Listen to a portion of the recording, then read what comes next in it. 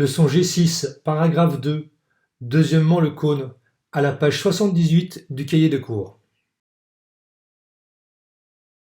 Sur cette figure GeoGebra apparaissent deux fenêtres.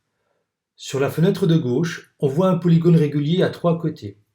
Sur la fenêtre de droite, on observe le même triangle équilatéral.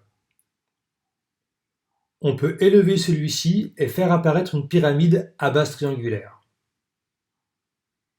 Ce tétraèdre régulier peut tourner sur lui-même et nous dévoiler ses faces latérales.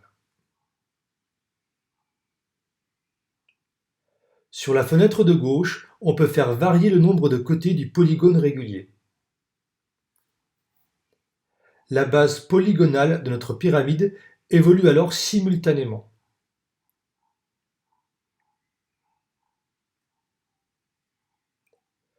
Plus le nombre de côtés de la base de la pyramide augmente, plus cette base ressemble à un disque et plus la pyramide ressemble à un cône. Avec une base régulière de 30 côtés, il devient même bien difficile de distinguer autre chose qu'un solide de forme conique à l'écran. Cette animation va nous permettre de déterminer la formule qui permet de calculer le volume d'un cône. En effet, plus le nombre de faces latérales de la pyramide grandit, plus le solide correspondant ressemble à un cône. On en déduit donc que pour calculer le volume d'un cône, on utilise une formule identique à celle utilisée pour calculer le volume d'une pyramide. La formule à utiliser sera donc la suivante. Le volume du cône est égal au produit de l'aire de la base du cône, c'est-à-dire l'aire du disque, par la hauteur du cône, le tout divisé par 3.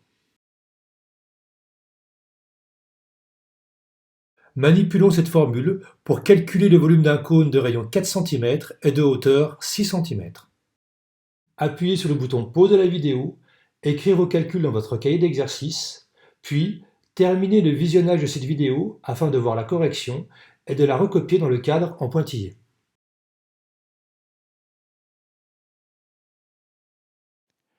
Le volume d'un cône est donné par la formule suivante.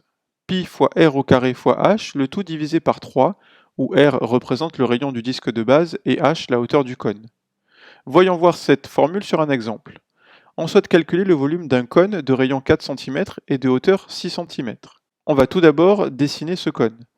Voici un cône de sommet S et de centre de base O. On utilise la formule donnant le volume d'un cône, V égale pi fois r au carré fois h, le tout divisé par 3, et on remplace r et h par leur valeur. Le rayon est donné dans l'énoncé, c'est 4 cm, et la hauteur est égale à 6. On effectue les calculs en respectant la règle de priorité des opérations, donc on effectue en priorité ici la puissance, on calcule 4 au carré qui fait 16, et le volume est donné par la formule pi fois 16 fois 6, le tout divisé par 3. On simplifie avec le 6 et le 3, en effet 6 c'est 2 fois 3, donc il y a un 3 qui va simplifier en haut et en bas de la fraction.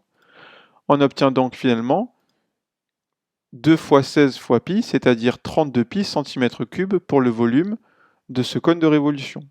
On garde la valeur exacte, et si on nous demande une valeur approchée du volume de ce cône de révolution, on pourra remplacer pi par 3,14, et on obtiendra 32 fois 3,14, qui donne environ 100,48 cm3.